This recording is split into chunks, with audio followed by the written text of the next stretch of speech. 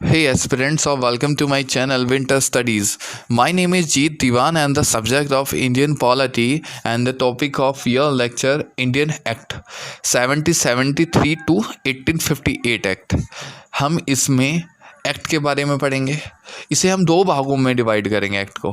पहला कंपनी का शासन जो कि 1773 से लेकर 1858 तक रहेगा।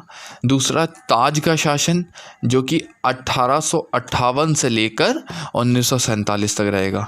तो हम हर एक एक्ट को ना पॉइंट वाइज में पढ़ेंगे कि हमें हर एक सेगमेंट को अच्छी तरह से समझ पाएँ। तो हम पहला एक्ट स्टार्ट करना जा रहे हैं दोस्तों, 1773 का रेगुलेटिंग एक्ट। तो लिखिएगा, इस अधिनियम का अत्यधिक संवैधानिक महत्व है।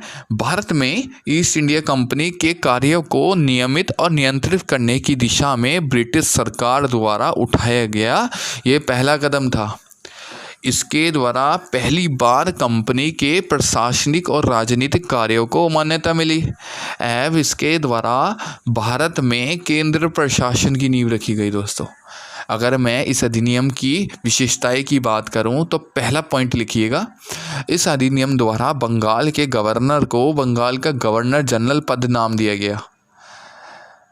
सेकंड पॉइंट लिखेंगे, इसके द्वारा मद्रास एवं बम्बई के गवर्नर बंगाल के गवर्नर जनरल के अधीन हो गए।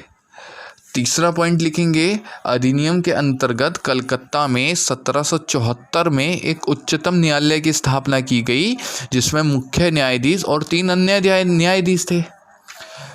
फोर्थ पॉइंट लिखेंगे, इसके तहत कंपनी के कर्मचारियों को निजी व्यापार करने और भारतीय लोगों से उपहार व रिश्वत लेने पर प्रतिबंधित लगा दिया गया। फिफ्थ पढ़ेंगे, इस अधिनियम के द्वारा ब्रिटिश सरकार को कोर्ट ऑफ डायरेक्टर के माध्यम से कंपनी पर नियंत्रण सशक्त हो गया। इससे के दौरान ये रेगुलेटिंग एक्ट समाप्त होता है। Thank you.